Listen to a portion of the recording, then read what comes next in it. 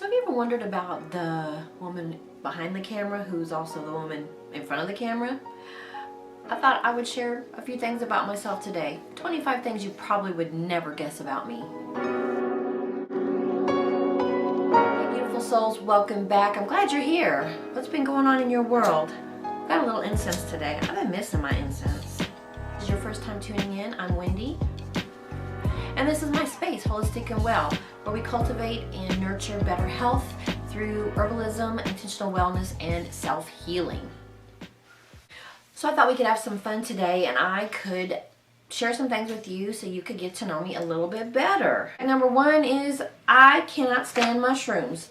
They're disgusting. I appreciate their medicinal value and they have a wonderful nutritional punch, but they're gross. They're slimy and they taste like metal to me. I think my mom scarred me when I was young.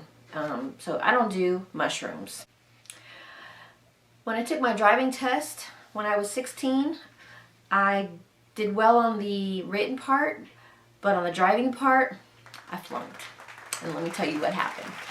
So all my Kansas City peeps, you know downtown has got the one-ways going east and west, and evens are this and odds are that. Well, I was going down Charlotte southbound, got to Truman Road. The instructor said take a left and I turned left and was on the opposite side of the road. And you know that instructor let me take the whole test, and when we got back said I failed. But yeah, flunked my first driving test. You know what? So when I was born, I was super small, and my mom's nickname for me was Bones because I was so tiny, like literally skin and bones. So I was born in Kansas City, but actually lived for a time in Colorado. From about 5 to 10 years old, I lived in Colorado, and when I was there, I attended private school. So your girl's got 4 tattoos. I got 2 on my back, 1 on my chest, and 1 on my wrist. This is my Wonder Woman tattoo. Live long and prosper. Where's my Trekkies at? Chocolate over liquor any day. Dark chocolate.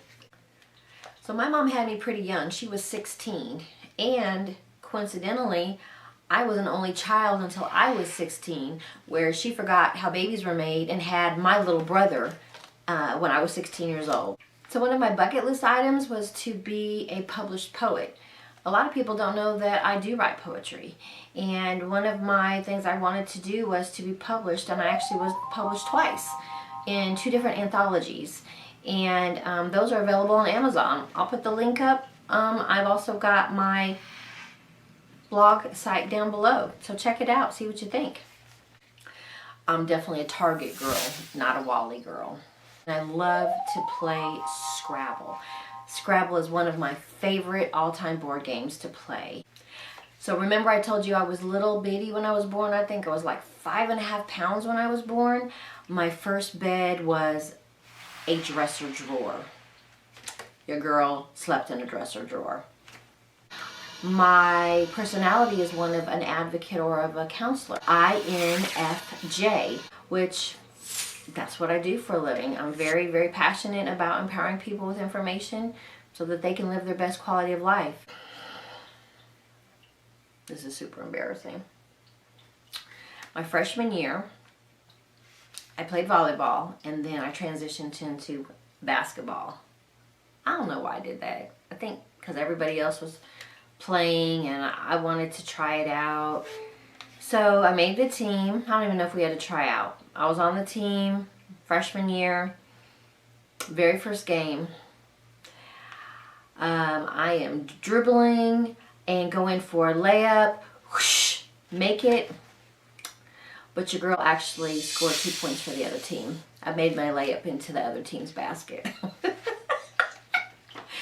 When I made the decision to advance my education and go into a master's program, I wanted to be a therapist. And so I actually applied to 3 different schools of psychology because that's what you do if you want to be a counselor, right? Is you want to be a psychologist. I didn't know that social workers could be therapists. So I applied to 3 different schools of psychology, interviewed for all 3, and was rejected from all 3. They said, you are not a psychologist, you are a social worker. So that's when I made the decision to apply to the social work program at UMKC. So one of my moments in high school, I said, you know what, I don't need to learn how to type. For what? I'm not going to be nobody's secretary. I'm not going to do this. I'm not going to do that. So I never learned to type in high school. Now, mind you, this is the mid-'80s. So when I graduated from high school, of course, things did not go as planned. Life happened, and I found myself needing to get a job and went to the Urban League down on Paseo and took a certification program I think they had and learned to type on an old manual electric typewriter. And when I graduated from that certificate program, I was able to type 77 words per minute. And I think I still can. I haven't done a typing test lately. When I was young, I wanted to be an astronaut. I wanted to explore the universe. How many of you remember your first job? Almost all of us go into some kind of fast food, right? My first job at 15 was in Kansas City at Harold's, and it was called Harold's Dairy Supreme at that time. I think they've renamed it Harold's Good Food or something like that. But it was Harold's Dairy Supreme. So I was slinging ice cream. So I have seen every single episode of Criminal Minds. Every single episode. At one point, I wanted to be a profiler for the FBI. So some of y'all know that I opened a CBD store last year. So the irony in that is that I have never smoked until this year. Wasn't a big fan of it. I got LASIK, and it was one of the best decisions I ever made for myself. The motivation behind it was when I was riding my bike, I didn't have to worry about my contacts drying out from riding. I am a huge conspiracy theorist. If it's something that's proposed that the government has done or is gonna do to us, I believe it. When I was in high school, I just knew I was gonna be with I was in love with Prince. I had the pins on my backpack, I had the posters in my locker, I had the posters at home.